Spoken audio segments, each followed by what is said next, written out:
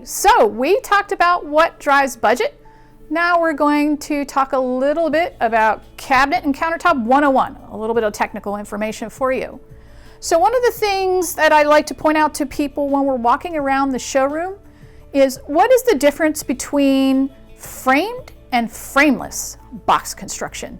This is also referred to as a European full access. What that means is that there is no face frame of hardwood on the front. So the box sides tend to be thicker, 5/8 or 3/4 of an inch, to hold that box rigid. The framing connections are done differently than in a framed cabinet. And usually the door clearances are tighter. There's less of a gap, maybe about 5/64, varies from manufacturer to manufacturer.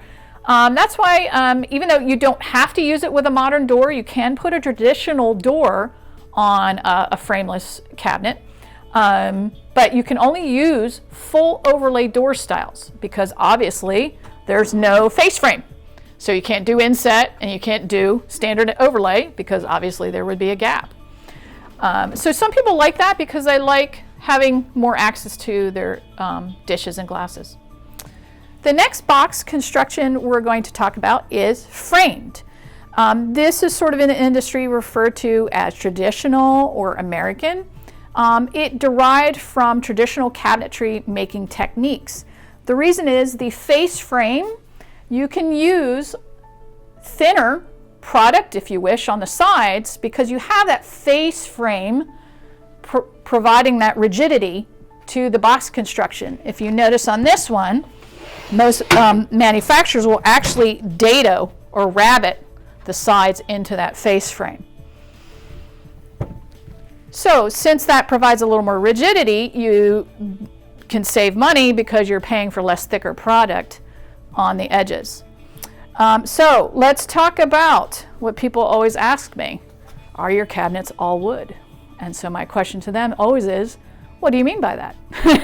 So there are typically two types of material that cabinet manufacturers use for the sides, for the box.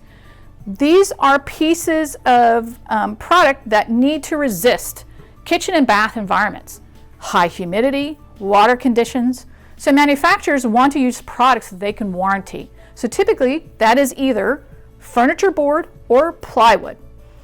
Some people go, wait, Dawn. What do you mean furniture board? Is that stuff that falls apart? What you always have to pay attention to, there are many different grades of both plywood and furniture board. The lower grades are used by manufacturers who are doing lower end cabinets.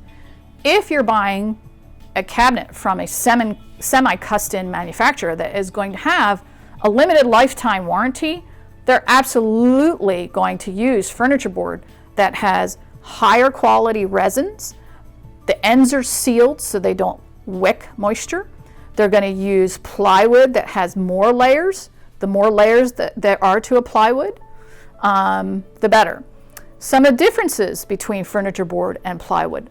Furniture board actually holds up better in a wet environment, especially if it's a higher grade than plywood. Plywood is still a fibrous material and can wick moisture. Furniture board is also using products that would end up in the waste stream. They're using all those little bits and parts that are waste from the plywood construction, putting it together with resins, compressing it, and using that. It's a less expensive material. So if you're spending a lot of money to get the hardwood front frames and the hardwood doors that are and the veneered sides, which are the pieces that your fingers are going to touch and that you're going to look at over the years, you can save money by using a furniture board side. Just check and make sure the quality level of that furniture board. Some people say, no, Dawn, I just like the plywood. That's fine too. The plywood's a little lighter, furniture board's a little heavier, has a little bit better compressive strength than the furniture board.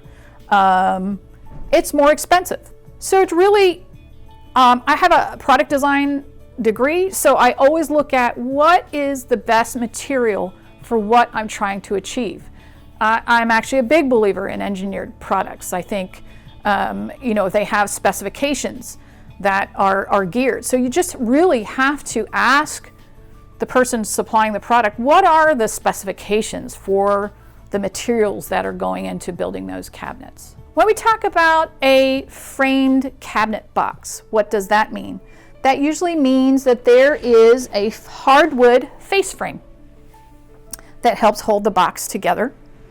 And because there is a hardwood face frame, and this comes from traditional cabinetry making techniques, you can do a wider range of door styles than you can do in a frameless situation. And I'll be showing those to you shortly. And so next, we're going to show you those door styles. So we're going to talk a little bit about the different kinds of door styles. So first here, this is called an inset door. Very clearly, because it is inset to a framed cabinet face frame. This style is very popular if you're trying to evoke sort of maybe a cabinetry or furniture look. This tends to be one of the more expensive styles of door types, simply because there's secondary manufacturing techniques they have to do. Once they manufacture the cabinet, they have to put the door through some secondary processing to make sure that it fits accurately within this square. But it's a lovely door style and you know, applicable to a lot of products. You can put a slab door. You don't have to do traditional with this. You can use a lot of different door styles. The next door type that we're going to talk about is full overlay. I would say that this is probably 80% of the door type that people do in kitchens nowadays. As you can see, it covers a lot of the face frame. This can be done in a cabinet that has a face frame construction, or it can be done on a cabinet that has a frameless construction, where the side of the box is, you know, the European full access. You can do slab or traditional door styles on that. The other kind of door style that exists is what's called standard overlay. This historically has been used in older homes, used in many kitchens throughout the years.